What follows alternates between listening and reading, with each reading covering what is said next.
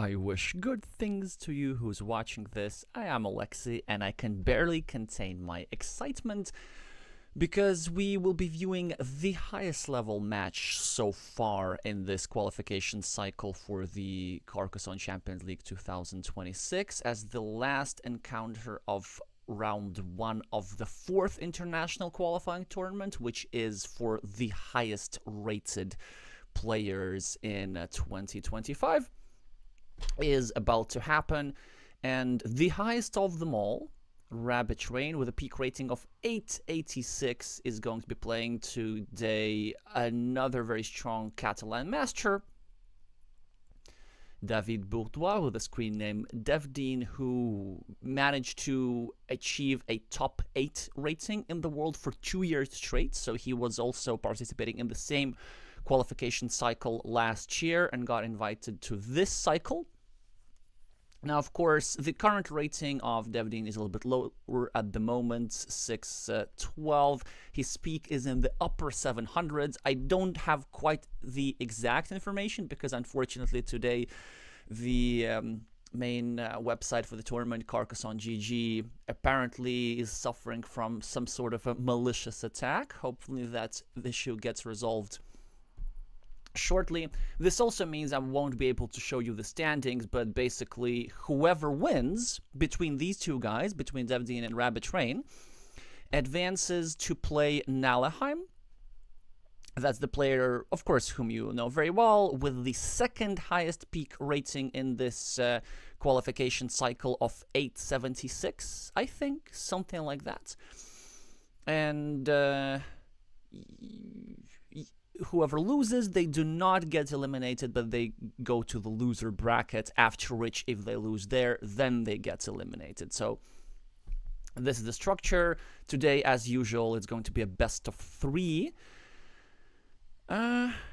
Yeah, and that is pretty much it. So whilst we still have 1 minute to fill before the start of the match, one thing I wanted to tell about the players' styles, their strengths. They're both the strengths that their styles are extremely flexible with no particular preferences for scoring or farming or blocking. Both are really balanced.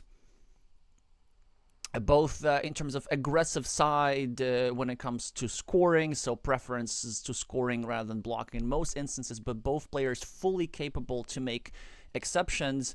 defdean maybe is the more creative player of the two, and RabbitRain is kind of the more consistent. So a very, very low rate of mistakes, at least on stream. We've seen maybe like 1 mistake in 10 games or something like this. For defdean also, the rate of mistakes is of course very low, but his creativity is very double-edged. So sometimes he can find a solution to make the game very complicated and uncomfortable for his opponent.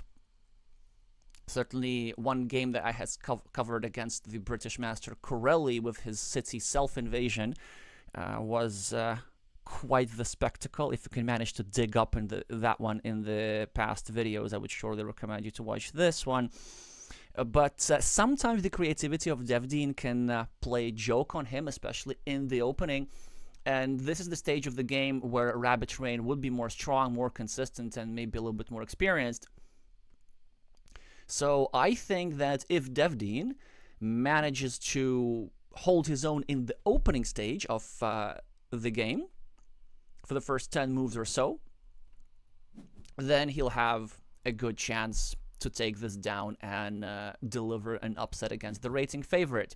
Anyway, away we go. RabbitRain with his traditional red meeples, defdean with the camouflagey green, unfortunately. But we'll just have to watch that. So RabbitRain with a starting player advantage. Neither player have scored yet, and already a very sensitive situation on the board. So RabbitRain has a wonderful, not wonderful, but vulnerable city over here. That is the worst. That is the word that I was looking for. Then green has an exceptionally vulnerable city over here. A slightly iffy road over here, which is connecting to red's road. But the main asset, of course, for green is having drawn this year first monastery for 3 points. Another monastery spot over here. If green manages to draw a curve soon enough, then it's going to be some extra points for sharing this road with red, as well as an extra monastery spot. This 1-point meeple is, however, interesting. It has 2 positive outcomes available for him. Either red goes over here with straight lines, and then ends up blocking all of these squares, in which case this here green meeple on the city is stuck with the ruin, or red goes here and here and here, and ends up winning this here 9-point road with 2 meeples against 1. In the meantime, none of these things are happening, as players are drawing city tiles instead of road tiles.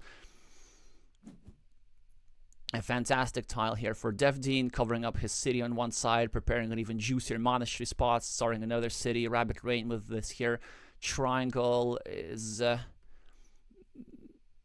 feeling a little bit cramped. And of course, red now finds this here restriction move against this here city, and it serves him very, very well, as green is not able to finish it, at least right now. And green does something which I don't really like. I think a better move for green was to go over here. And this is the kind of thing that I was talking that green needs to get through the opening without doing something exceptionally creative. So basically, this here... yeah, and I'm just eating my words right now. But I was saying that this here sort of protection towards a road Dorito, it's very, very double-edged. It's high variance, because we see how red was going to block 2 meeples of green. And had green not drawn this tile, had green drawn something like this, for example, green would have been in really, really big trouble. So this gamble appears to pay off somehow. And yeah, now green has a fantastic position. Now this square is nicely covered up. 10 points on the scoreboard. This monastery spot still is going to happen later, and so on. But yeah, on the previous move as defdean, with this here tile, I would have preferred just going over here and doing something more standard, developing this monastery square even further, and starting to put some pressure on this here square, and just keeping more flexibility as to what kind of tile can fit into this here square. But all worked well for the Catalan so far. And we're going to see how the Japanese player is going to try to make up for his early disadvantage on the scoreboard. All right, so, and he does so by going for the first scenario, continuing to build with straight lines. Kind of normal stuff, blocking his opponents. Thank you, João, for confirming that defdean's peak elo was as high as 793 this year, so nearly 800. All right, let me just read some more. Hi, Helge, and hi, Dummy. So, yeah, some good tiles here for defdean. First of all, this here tile, he managed to separate himself from this red's road. And you might wonder, well, why does he want to separate his shorter road from his opponent's longer road? Well, that's because his opponent's longer road is about to get blocked together with this here city. And yeah, some nice tiles here for defdean, as he manages to severely delay the development of this here city on the right, whilst also scoring points. RabbitRain here with an uncharacteristic early farmer. I feel this is a change in style that occurred in 2024, so quite recently for him, as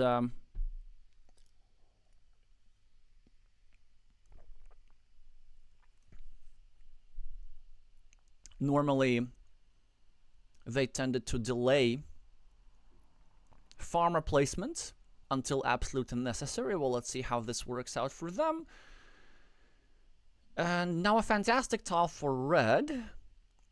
So surely something that can be used to deal with his disadvantage, but red decides to go conservatively and basically just uses this splitter tile as a Dorito. You know, can't fault them for that, as it also eliminates a connection platform or an attacking platform against said city. Yeah, and defdean with some more quick points and more crossroads. It's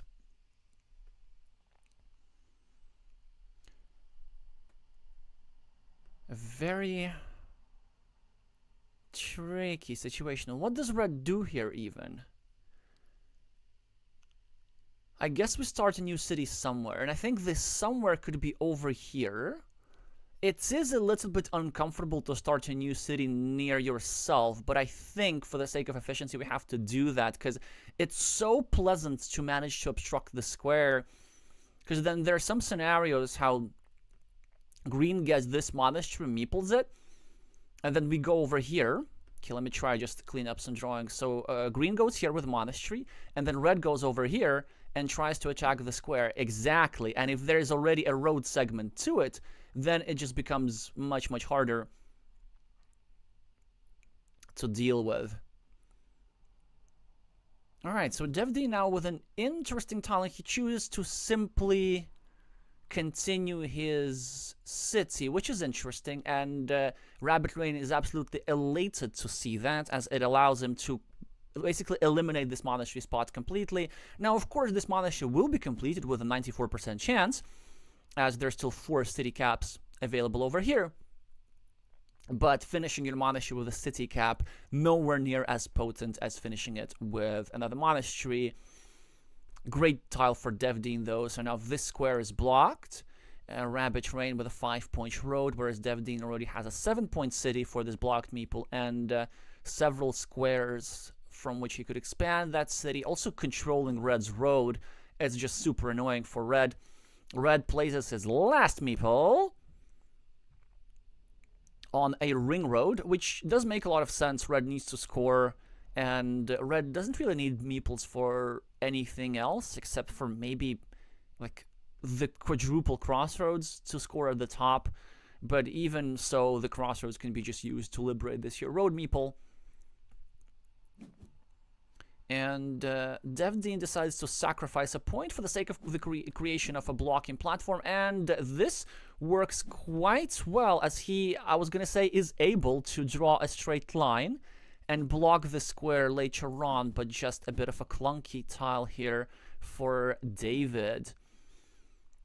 RabbitRain successfully manages to protect his city. This is huge. There's still 2 tiles that fit into this square. And if he manages to get one of these tiles, I can absolutely see some comeback opportunities. The best tile in the deck that RabbitRain could possibly draw is one more of these here daggers, because I already see a comeback plan. The idea is we get this dagger and we finish the road like this. And it's important that it's going to be a dagger rather than a curve, because then we get the triple city, we get the 10 or 12 points for this here city, and we drop a 6-point farmer over there, and we now have 2 separated farmers which are scoring multiple times for the same cities. And let's say if there were to be another city cap, then maybe we can get 1 more city cap and score 4 points for the city and 6 points for both of these here farmers. So there are some potent scoring opportunities for the play with the red meeples, provided that he draws the right tile soon enough. David here has a splitter tile which can be used in a variety of ways. Now, if David is ahead, which he is, I think he should go for a low variance approach. Just simply like starting a city on the left is not crazy. Going over here and trying to fully block his opponent's city while sacrificing his own is also not crazy. However, I can see how this move maybe is not so pleasant for him, as he still has technical chance to, if not complete, then at the very least threaten the completion of this here city with 3 city caps. Still plenty of city caps in the deck. Yeah, really a lot to think about when it comes to this move. High Tamarack.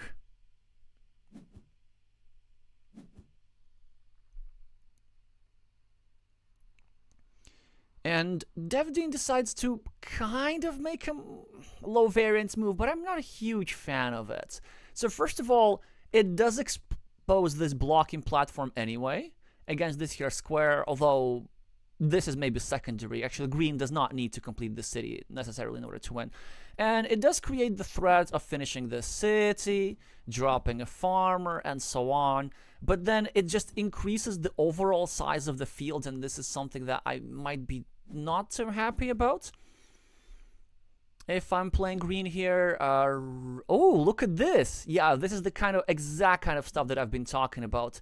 RabbitRain gets the perfect tile, 12 points for the city with a shield and 2 farmers right now. And they're very, very well positioned. And now suddenly Red's position is completely playable. Good move here from defdean. Ends up not working. He decides to sacrifice points again, trying to protect this here square and attack this here square, but none of that works, unfortunately. So if I'm green, I think here for a lot. Basically, the main decision that I'm trying to make is it worth fighting for the field or not? And he decides that yes, but he finds not the best square for the monastery. This 5-point monastery is okay. I think this 5-point monastery was a little bit better, controlling his opponent's road, controlling a road end, and just being a bit more annoying against this here red meeple. The purpose of this move is to actually not fight for the field, but to unify the fields instead. He wants to get the curve and make sure that these 2 red meeples are connected. But this also gives RabbitRain a very clear path to victory. This means getting a curve, getting a meeple back, and then just trying to draw a lot of city caps and score for this here field. Red is already having, what is that, 15 points or something? I think it's 15. Yeah, for 5 completed cities, provided that the farms are going to be unified. defdean has the advantage on the scoreboard and some features over here. So with proper play, I think green should still be winning this. But the proper play is very not straightforward. So, for example, green could go over here now and unify the fields. But I think a better way to go about things is to first of all try abusing this here red meeple. We're running very short on crossroads, and we would really hate this meeple to come back to red's hands too soon. And there are 2 ways to go about this. Option 1, we go over here, and we try to block this meeple permanently. And even if we fail, if red gets the crossroads, then red is kind of forced to connect his farmers himself and lose the extra points for these here cities. An alternative, if we want to be extra sure that a red's meeple gets cancelled, then we go over here and we meeple the 3-point road, saying that if red manages to draw a crossroads quick enough, then red will be losing his meeple even. So then red will be giving us the 4 points and a meeple back as well. So defdean goes to the first route, now trying to build up his monastery. RabbitRain now successfully will be able to protect his road. Probably going to go over here. Yeah, also the Catalan will need to do something about this square. And he can do it right now. He really should do it right now. Go over here, block this meeple with 3 points, potentially even meeple the city, and then to try and deliver some wonders on the right side. And this is exactly what happens. He has all the meeples in the world. He can afford this. Now a crucial square will be this one. If red manages to get there first with something like a starting tile, this will be 7 points for red on his field and obstruction for green. But if green manages to get something like a Dorito tile first enough, he'll be able to incorporate this here square into his own cities a little bit later. Anyway, red is protecting his field. Red is basically completely okay with the idea of his field being unified eventually, but it is green who keeps scoring the points. And leaving only 1 tile that fits into the square anyway. Yeah, tricky here for red. I can see 2 moves. This is not the move that I expected. I expected a move like this, trying to break green city. This would have been a bit more in the Japanese style. I guess the idea with this move is that... I see it. No, it's good. The idea of this move is that red can get one of the 2 remaining 2 road monasteries, go over here for 6 points, and then draw a curve, and then try to complete his 5-point road, and also get a 7-point monastery as well. Whereas without this tile, the only way to complete this road would have been with a city plus road end, either a rose or a horse, like this. Now, how should green respond to this? I can see three moves. Well, option one, the obvious one, is to go over here, and this is indeed my preference, because we still have a lot of meeples, and we can use our meeples to cancel our opponent's meeples. This is what I would do for pretty much the rest of the game. And yes, the roads would be unified, but most importantly, red would not be able to get himself a meeple back too soon. Oh, and look at this, red does win the coin flip, putting him, I think, now technically ahead in this game, at least for the moment, as he has technically for now, actually no, the fields have been unified, but the fields are 18 points for 6 completed cities. It's a very good investment of 2 meeples. Yeah, and red seems to be adamant on doing stuff like... Oh no, that was defdean. Never mind, yeah. Of course, getting 1 point for the monastery makes a lot of sense. Preparing another monastery also makes a lot of sense. RabbitRain now probably going to go over here to restrict the city of green. However, some tile counting is required to see if this move is optimal. Red could also go over here and try to build around like this, creating a different type of a monastery spot. Yeah, tricky.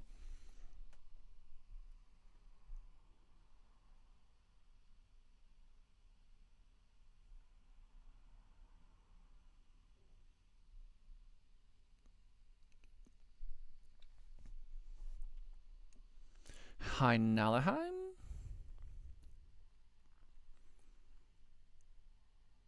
What does RabbitRain do here? It is indeed a move that which is worth spending some time on. So the idea of this, yes, we are a little bit behind, I guess, but by making this 7-point square instead of a 6-point square, I doubt if we're benefiting ourselves all that much. And he chooses instead to start a blocking platform over here. This is quite interesting. And it is indeed a blocking platform against 2 squares, so that could work very well. David now with a tricky tile to play. Of course, it's a wonderful tile. It's very nice to take away the splitter from your opponent, and he uses it as a Dorito tile, which actually makes a lot of sense, except that Mr. Rabbit here, or Miss Rabbit, I don't know actually, gets the last Dorito that would fit into this square. So wait, I don't like this move. I think a better idea was to turn it differently, right? But defdean gets the other tile that fits into this square. So all is well for now. For the player with the green meeples, red needs to do something against this. If green finishes this city, then it's truly lights out. Green, however, with a fantastic monastery. Red is now going to try and break that city. I'm not sure exactly how you do that. I think a complete block is not even possible. And you actually have to do yes like this, because there's only 1 tile that fits into this square. So it's a some quick tile counting from red, going for this less of a traditional block, but of course the other orientation would have left 2 tiles that fit into the square. Now there's only 1, the one and only regular vanilla city cap. These here splitters have gone out, the extenders have gone out, and red's plan is not to continue the blocking. Red's plan is just to try and draw the last remaining vanilla city cap. In the meantime, defdean is setting up alternative threats with more monasteries over here. There's also this 7-point road up for grabs for either player, and 2 tiles available in the deck to take care of it. A great tile here for defdean. This means that this here meeple is permanently trapped, because of course he's not going to free the meeple off red. And now green can do something like this, score 2 points, and then try abuse this road meeple a little bit. Or he could just go for points and score 3 over here, with whichever orientation of the crossroads should be enough to outrun the field of red.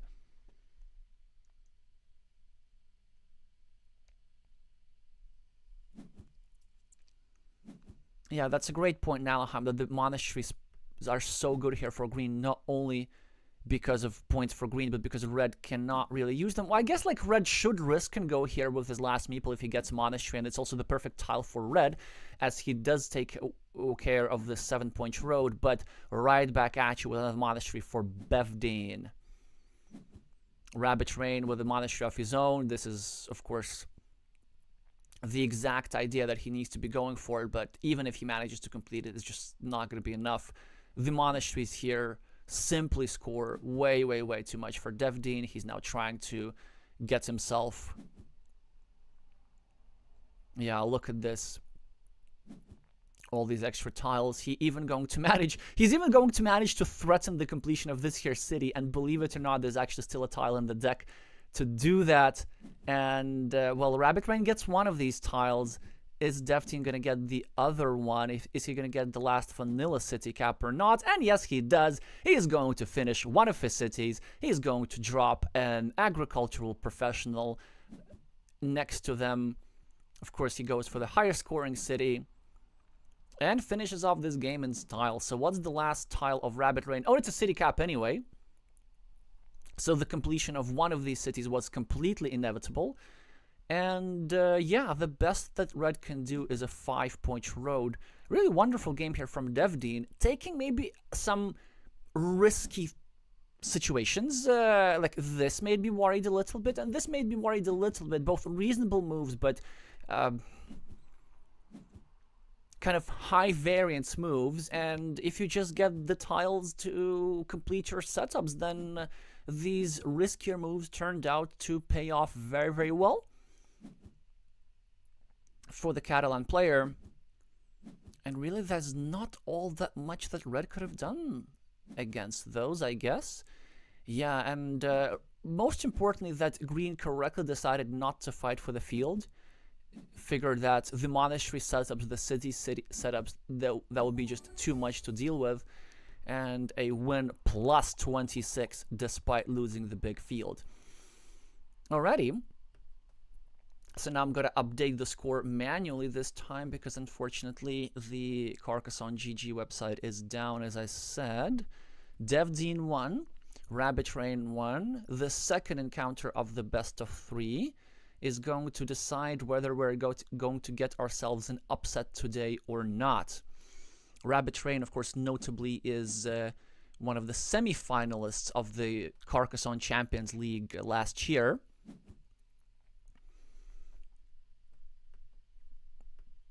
And I was going to say one of the favorites to win the whole thing.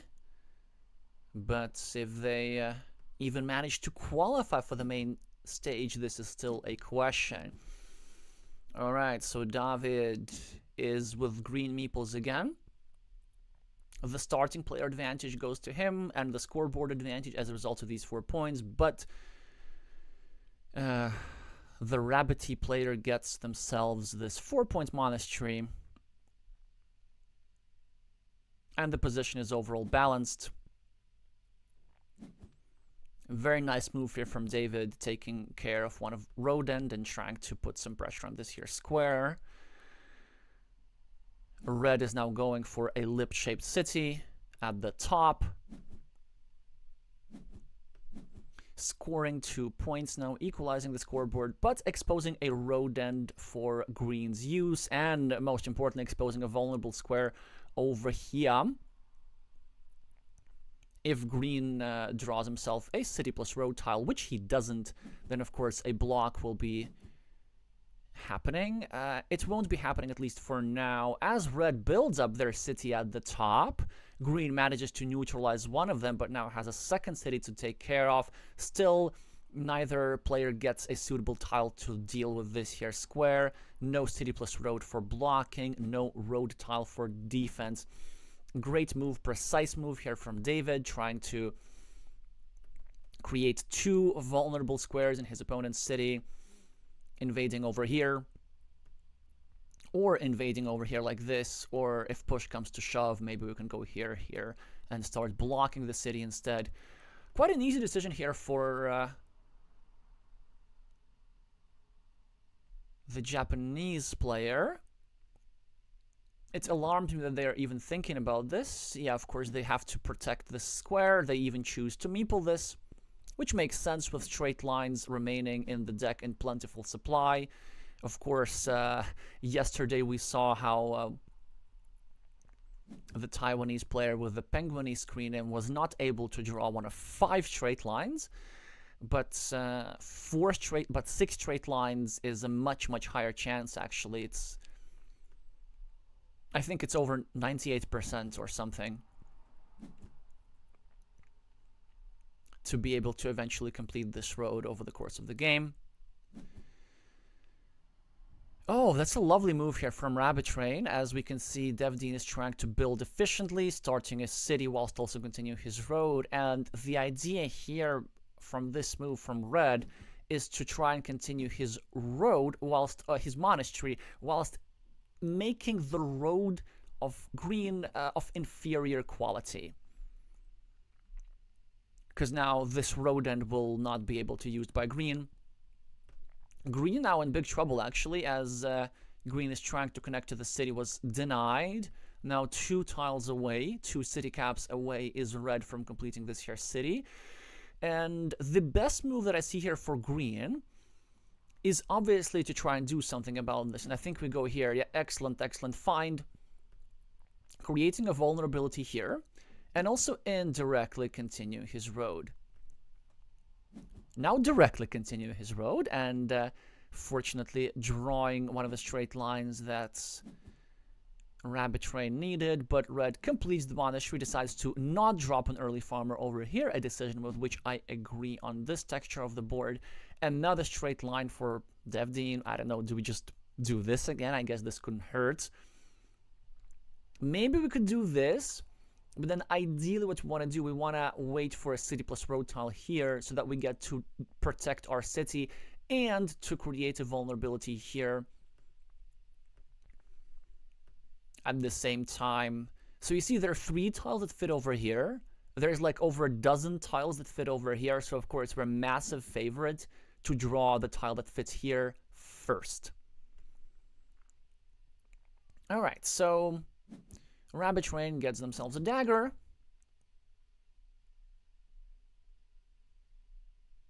Not the dagger for this square, but a different kind of dagger, and a little bit of a dilemma here for the player with the green meeples. Option 1, we continue with our plan and go over here and try to create a permanent block on this square.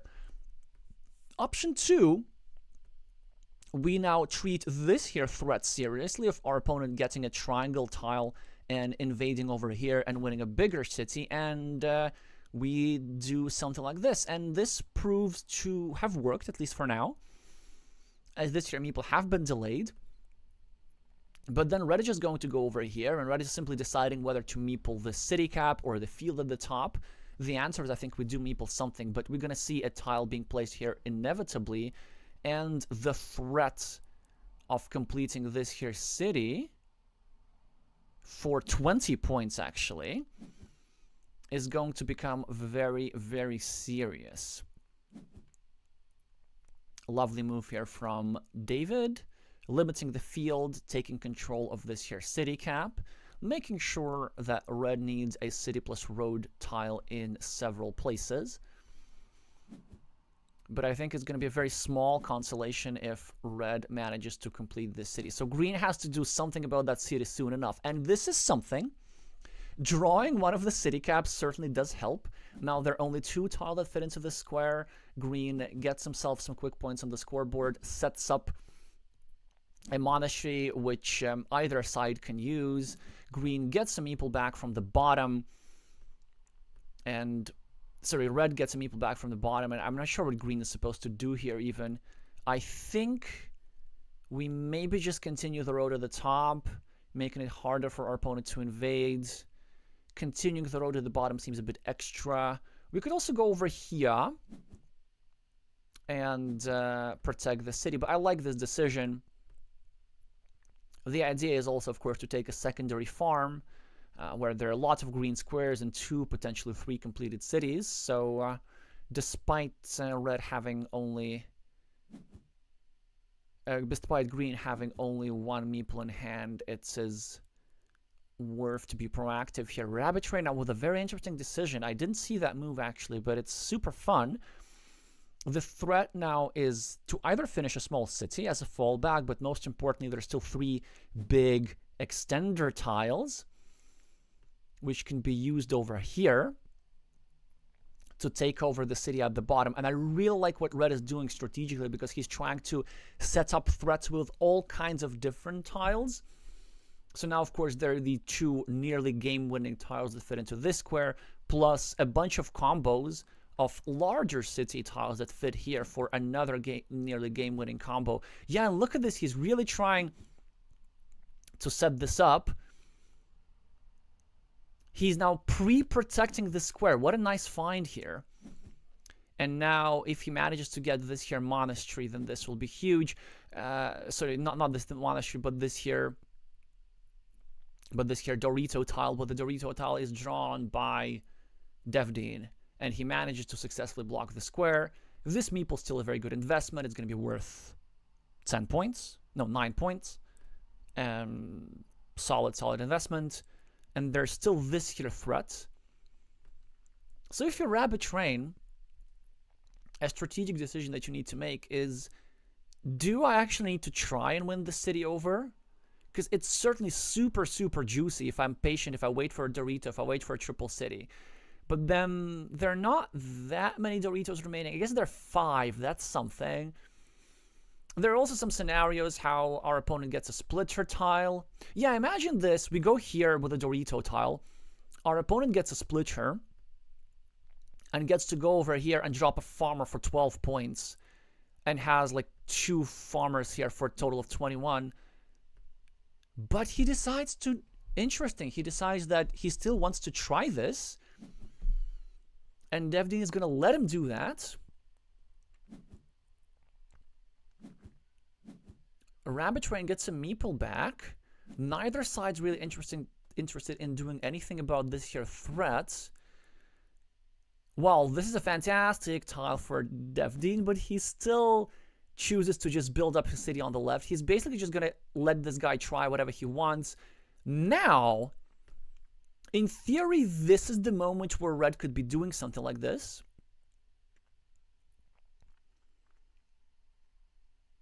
I don't see why this would be necessarily wrong, but Red has some other options. Red could just take 4 points over here. Or Red could go over here and try equalize Green's road. I don't think he's going to go for the upper move, because the idea of the city cap is to try and develop his field later.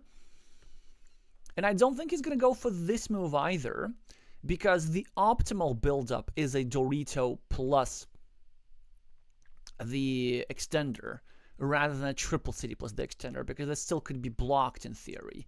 So I think he's still going to be waiting for the jackpot. This is very much in the style of RabbitRain, just having these super high impact setups, but having them in different parts of the board. And yeah, he's probably going to go for the quick points, but I am wrong. A bit surprised about this move. It's not necessarily a wrong move. I mean, it's still a big threat, but it's just not quite what I expected. Because this still allows this here splitter tile to be drawn with a greater effect, as defdean is going to be able to go here and drop a farmer without necessarily helping his opponents too much. Well, anyway, Green is catching up on the scoreboard a little bit, finishing some cities. Also, there are some crossroads available for him to finish his road. A Dorito tile for the Japanese player. Probably going to go over here, take care of the city cap. Could also go over here, create a blocking platform against this here square. There's nothing really equally productive. It's got to be one of these 2 moves. I probably prefer creating the threat at the top.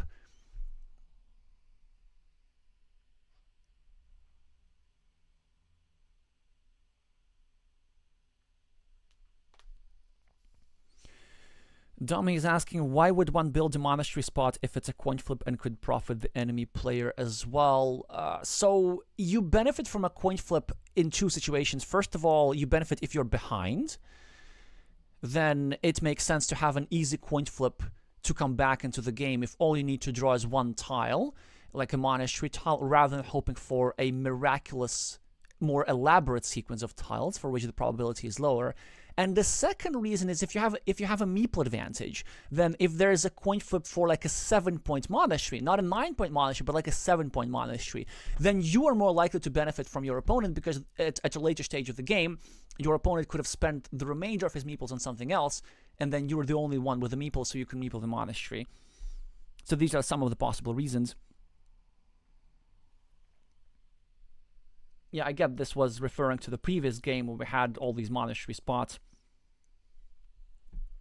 And of course, the third reason as well is if you build a spot, a monastery-shaped spot next to your own monastery, then you're going to be benefiting from that spot either way. If you get the monastery to fill it, you get the jackpot. If your opponent gets the monastery, they get that spot, but they also are giving you a meeple back, so you get a little bit of compensation. In the long run, of course, easily positive expected value. And look at this RabbitRain with a prescient move. Like, the purpose of this, and you can see even defdean typing something in the chat, which he really shouldn't do. He say, "Oh, my monastery spot." And this was precisely the idea. The idea of RabbitRain was, first of all, to block this monastery spot, to not allow his opponent to come back into the game. Well, not necessarily come back into the game, but not allow his opponent to have an easy high-scoring opportunity over here, and also to create an attacking platform against this here city square. So the idea is that it is a move that accomplishes two purposes. defdean goes for a 5-point monastery spot, which is correct, but this here move could just as well have won red the game, because this here 6-point monastery spot is just incomparably better than this here 5-point monastery spot. Because the build-up here, it seems like it's just one more tile, but the build-up here is much, much harder. I guess he can double down. He can go here for the cluster. Yeah, I'd do it. I'd totally do it. Do it. Do it, do it, do it, do it. Like, if you're going to commit to a play like this, just do it. I'm not sure if it's correct. It's just something that I want to see on the board. Now, the tile will be placed here, of course. It could be placed with a meeple, could be without. I think with a meeple makes more sense. It is the last meeple, but we have several sources where he could get a meeple back in theory. And even just getting some sort of 3 road tiles is how we could complete this build-up. The only thing that he needs to check for before making a decision like this is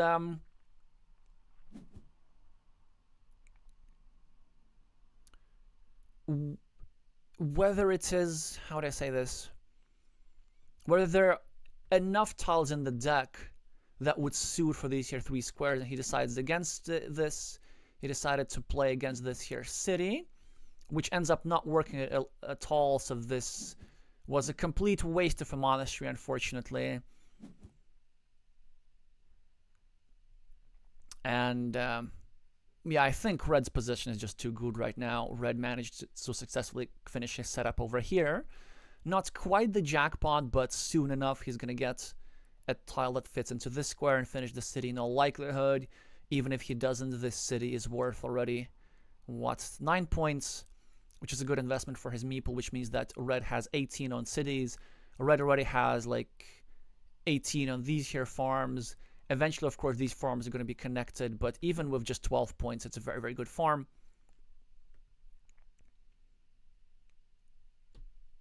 RabbitRain, yeah, now finishes the road, doesn't even bother with the farmer over here.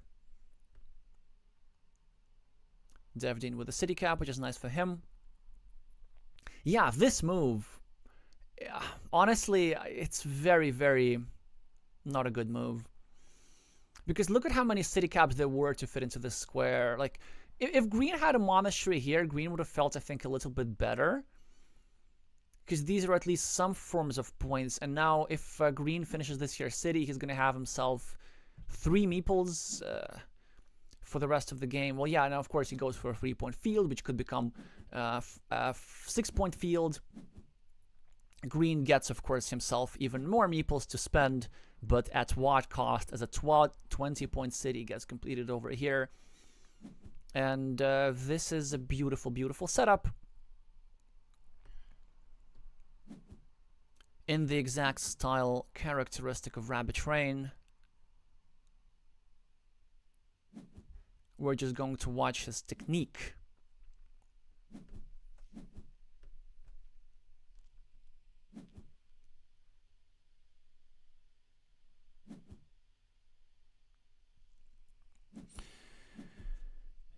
Jonathan is asking, I just bought expansion number 9 called Sheep and Vineyard. Have you played it? I have never heard of it, actually. But, you know, sheep are welcome. We have already cows and horses. This would just make the set of animals full.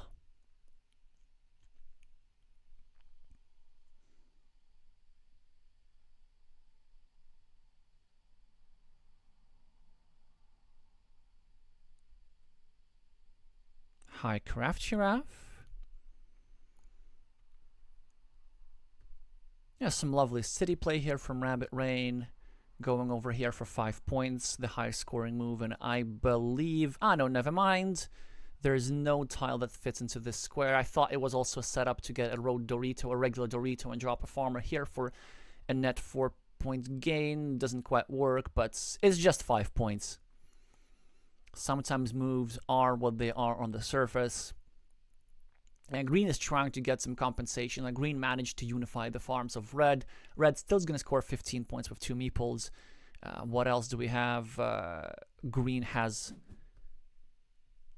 2 farms worth 15 points in total as well.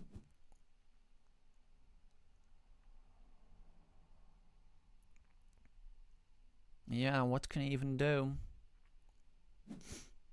Goes for 3 points.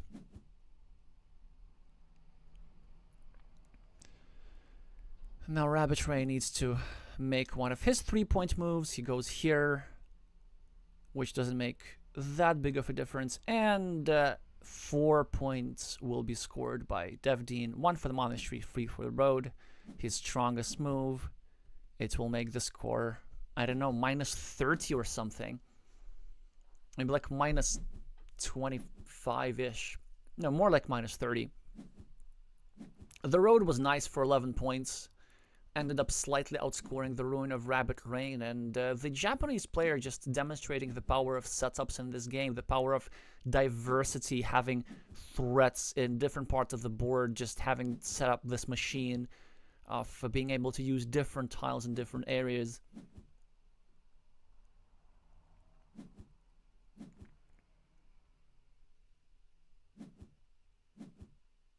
Yeah, tough game for the Catalan, but a great game for us fans because this means that the score is tied and we're headed into a decider.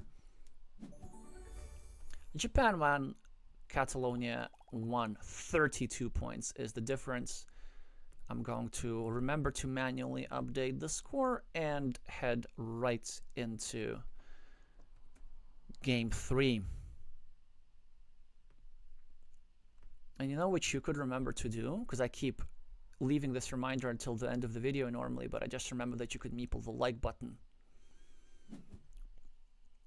This would be quite important for the algorithm. Well, anyway, David's going to be the starting player over here. With the worst starting tile, but still, it's absolutely lovely for him. RabbitRain, however, with the first monastery of the game, it's a theme that we've seen in all 3 games, that the starting player gets a slight advantage, but loses the game, and it's partially connected to his opponent having drawn the first monastery. Let's see if it's also the situation here, or whether the Catalan will manage to break the curse. Alright, so RabbitRain is the first on the scoreboard. defdean follows suit with 3 points of his own and a severe restriction of this here square. 3 tiles only. Now a tile is going to follow here at some point. And then it will be very hard to finish that city. Red has a curve, which could be used to either start a new road, which would be a mistake, or to do something like this, which would be a good move.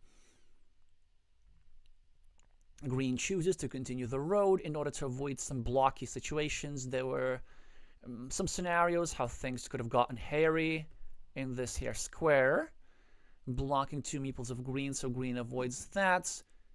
Red with a very interesting move, taking, I like this actually a lot, taking 2 points in a way, in an unorthodox way, which leaves the city cap unrestricted. But the idea is, whoever takes the city cap is going to restrict this here square.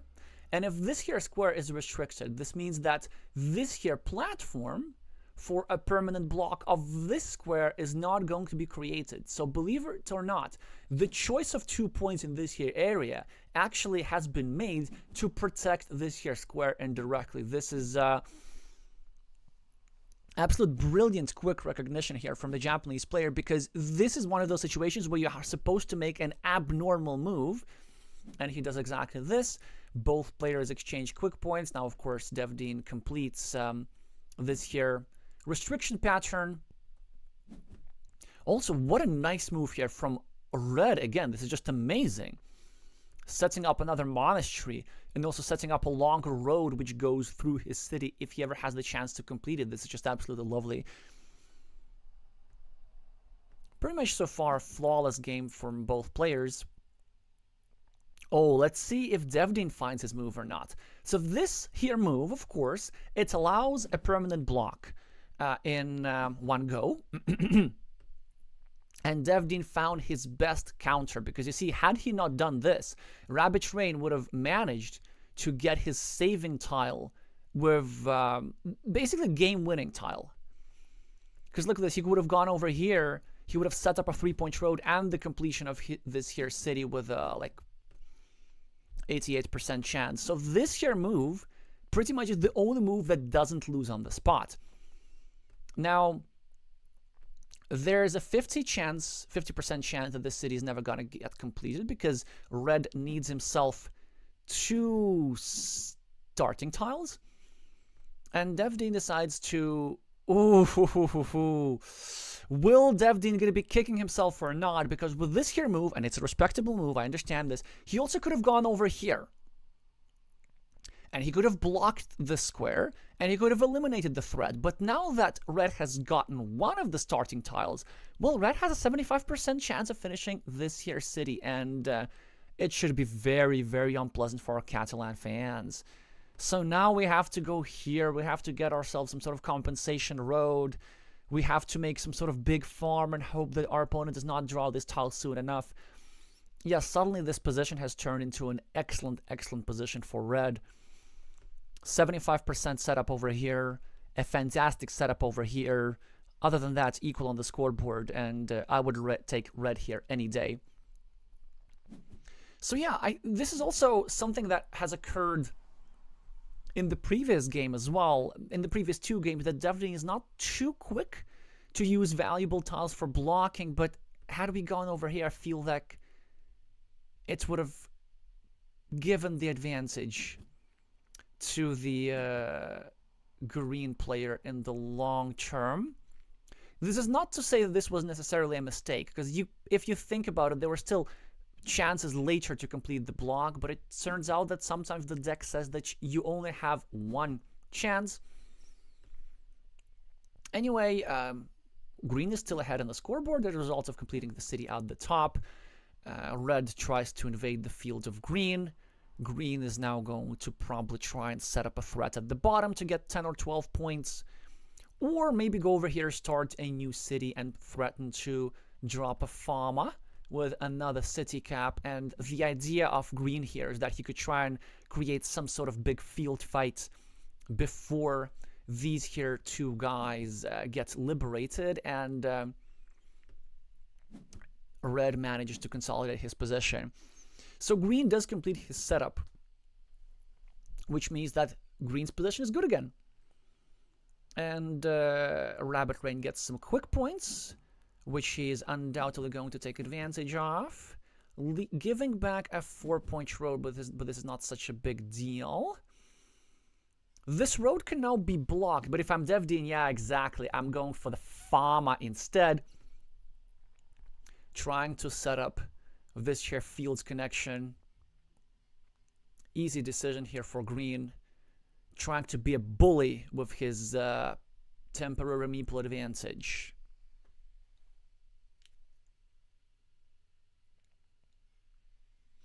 Jonathan is asking, wasn't RabbitRain like 840 before? The peak rating of RabbitRain is 886, but this was achieved in early 2025.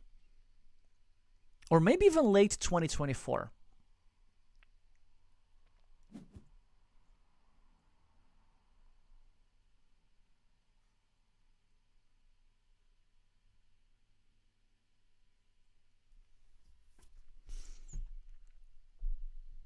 Wait, what was that? Why did he not drop a farmer? Am I losing it? What's the point of making that move without dropping a farmer? Did he misclick or something? Can anybody explain any of that?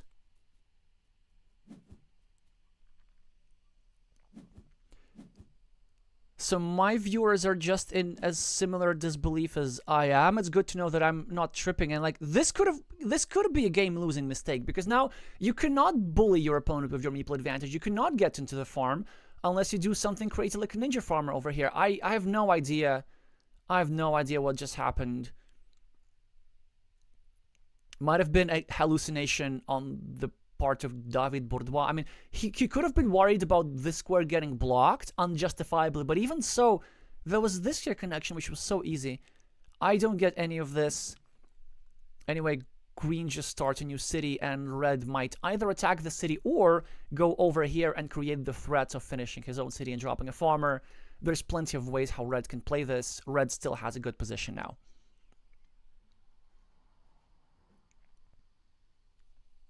Hi Tommaso, hi Riti Chai. Yeah, good to know that's like there's just a glitch in David's brain. I don't think we're missing anything. Sometimes these things happen. Maybe it's not in his brain, maybe it's in his mouse or something, or in his connection, because he did have this the vertical stripes next to him. I remember my first match in the World Team Carcassonne Online Championships ever back in 2021. That was against Ralf Querfurt of Germany. And in the end game, I had a chance to win with like 90% or something by dropping a farmer. But I was so nervous and my hand was shaking that I ended up clicking the pass button instead of pressing the meeple button. And I wonder if something similar happened here. And like it wasn't this type of nervousness. The effects were not as much mental as they were physical. Like I could just not move my hand. So I want to think that after 4 years I've gotten over of this, but certainly very memorable. Sometimes things like this can happen. Yeah, look at this. What's happening? Is it defdean's connection or something? Because what's that about? Anyway, let me just refresh a little bit in a paranoid manner. Yeah, my connection is fine. It's definitely the Catalan player here that could be struggling a little bit with Iberian Wi-Fi. I don't know. Yeah, this here move kind of creating a bit of sort of kind of restriction against this square. In reality, I don't like it because all it does is just builds up this monastery spot to 7 points instead of 6. But really not many good uses for that straight line anyway. Alrighty. Red can go here now quite easily, finish a road, start a city. Looks like a standard move here to create a massive threat. Most of the time it will be thwarted, but it will divert attention of defdean to this here area of the board. Yeah, you see, he's forced to do stuff like this. He's forced to use a city cap suboptimally just to avert this here threat. But then, if RabbitRain gets the Dorito, or even better a splitter, that he can go here and drop a farmer like this and then connect through one of these here routes. Green manages to partially restrict this here square to only one tile that fits here. I guess it has some value, but red is now trying to eat up a city at the bottom for 10 or even 12 points, or even 14 points actually. So green is probably intending to do something about this. An alternative... Oh, never mind me.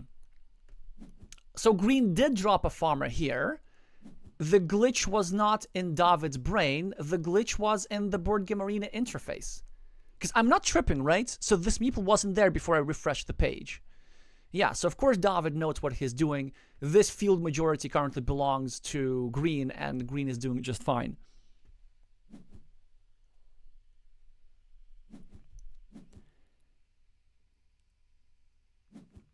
Hi, Sergey. Hi, Steven. Yeah, thank you for pointing out the things. But again, I'm not tripping, right? This meeple, it wasn't there. Anyway, both players exchange natural moves. Green gets to complete his road. Red gets to get the city majority. Green is not going to manage to invade. And there's now a counter field happening over here. Red chooses not to drop a farmer here. Let's see what becomes of it. I would have preferred to drop a farmer. Now green is going to go here and drop a farmer himself. Any move other than this would be a miss. Oh, no. This field is so good at the bottom. I can see that green is trying to develop his field over here, but it's just like, it's big enough. 12 points is good enough. We don't need to do anything extra.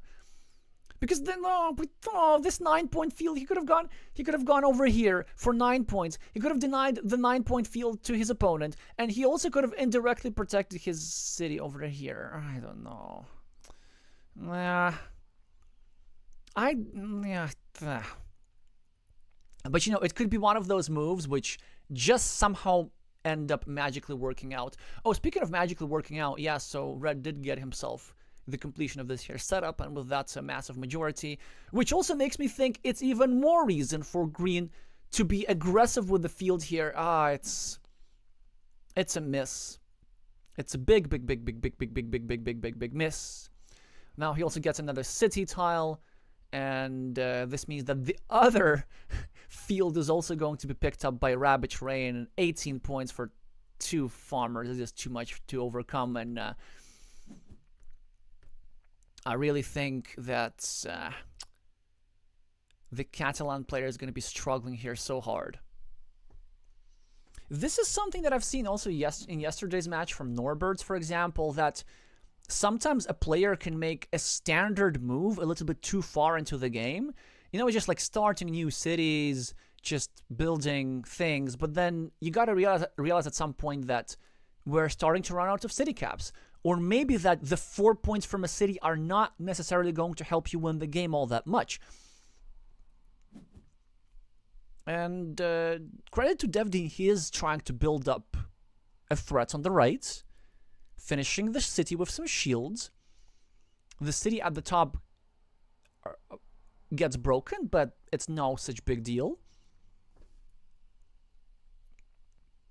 It could even get invaded at the top by a rabbit, although I doubt that it is necessary. Yeah, red's now getting a tile which does not have a good use. But I would explore the idea of adding it to my opponent's city just to disrupt its construction. I don't think the remaining tile pool is one that would justify such a choice. But I would check for that option. And then maybe I would just go here, try to protect my bottom field from some invasions. I would also maybe just discard this tile somehow and move on. But red still has nearly 6 minutes on their clock. More than enough time to try and figure out how some value can be extracted from this tile with a shield and 2 city ends.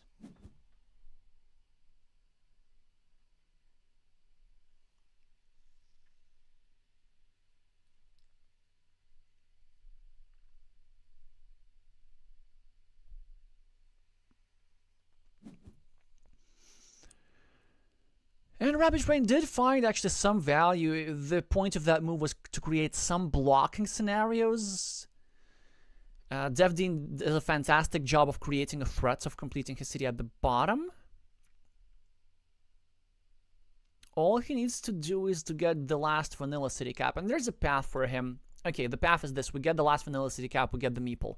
Then we get the splitter tile, and we drop a farmer, and this gives us 12 points. 6 for this farmer, 6 for the main farmer, and even that is probably enough. RabbitRain finds this fantastic road in the middle of the game. He's all about those counter threats, is he? And it's unblockable as well, because there are still crossroads available. So from defdean's perspective, I think the best option that we have is to go over here and set up another monastery with 3 monasteries remaining. This could be huge. I think only one move available, and yes, he does exactly this. RabbitRain with a scoring tile. He's probably gonna either get 3 points here, or more wisely get 3 points and get a meeple back. What a lovely find here from the Japanese player. Minus 26 for defdean, but he gets himself his monastery set up. 9 extra on the scoreboard. If red makes a mistake and attacks the field, then red could lose a meeple, so red's not going to do this. But, you know, like, so many players in this position as red just go over here and drop a farmer, and they end up losing a meeple and giving points to his opponent. Red is not going to do that. Red is probably going to go for another counter threat, like going here, for example, and starting a city and waiting for some sort of city cap. That could work. It's kind of dependent on the number of city caps remaining. I see at least 2. I see a vanilla and a splitter. This kind of splitter, right?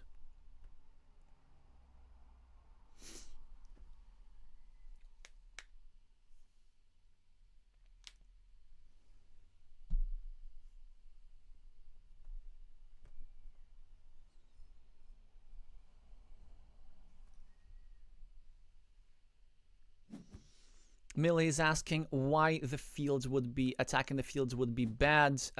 Is that because of a score advantage? The answer is yes. It is because of a score advantage, because just by being neutral and scoring your meeples and just like doing normal scoring moves, it should be enough to win you the game. The only way how you can lose if you start making 0-point moves. Speaking of 0-point moves, Rabbit does make a couple of them, but at least they result in him blocking the city of green. Green, in the meantime, tries to build up at the top, and he will be successful. He's probably not going to go for this square. He's going to go for this square instead, score 5 points, and still have a chance to get himself a farmer here with a splitter tile. I'm not sure if that wins him the game. I don't think it does. But it sure would make things quite close. Oh, yes? Well, never mind. Never mind, as red gets the splitter anyway, something that defdean needed quite desperately. And even uses a splitter to start a new city over here. And yeah, RabbitRain here with a victory from behind. And as y'all in the chat are saying, yeah, this game has just slipped away from the Catalan master, and it seemed like preventable. I think the main one was the misjudgment of starting the city over here. Just taking the field would have made things much, much better. Also some opportunities to block this here city a little bit earlier, but then again, it's like RabbitRain with their setups all the time, just like threats everywhere. And they didn't even cash in all of them. Like they didn't get this monastery, for example. What else? Well, they did get the splitter though, and this year's starting tile, but it didn't feel like a crazy lucky draw for RabbitRain in any of these 3 games. So something to think about for future RabbitRain opponents, most notably Nalaheim, who is going to be playing them next. That's going to be just such an epic duel. probably sometime next weekend. And I'm planning to cover that, even if it is in the middle of the night.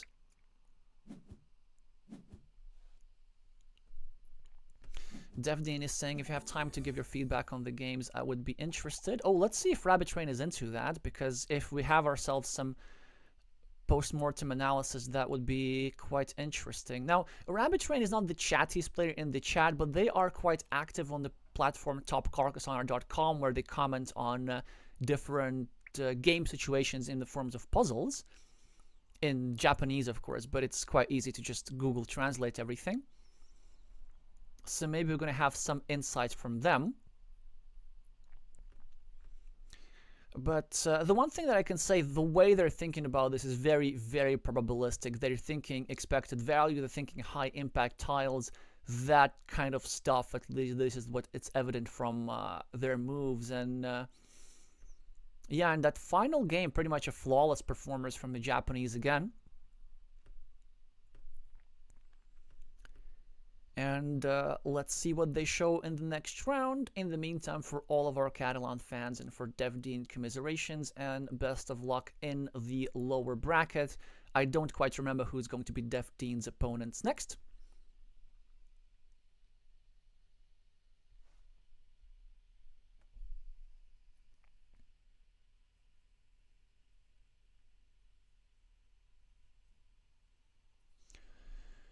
But we're going to find out that in due course. Anyway, so we'll be wrapping up shortly. Just a reminder to y'all of those about a couple of things. First of all, there's another stream happening tonight at 1900 UTC, so make sure to check the channel for that. If you're here for the first time, subscribe for more competitive Carcassonne content like this. There's going to be quite a lot coming in the next couple of weeks as we have these qualification tournaments for the Champions League. And yeah, meeple the like button. That would also help. Another reminder. So see y'all in about 5 hours, a little bit less than 5 hours. Thank y'all so much for watching, and I'ma see you soon.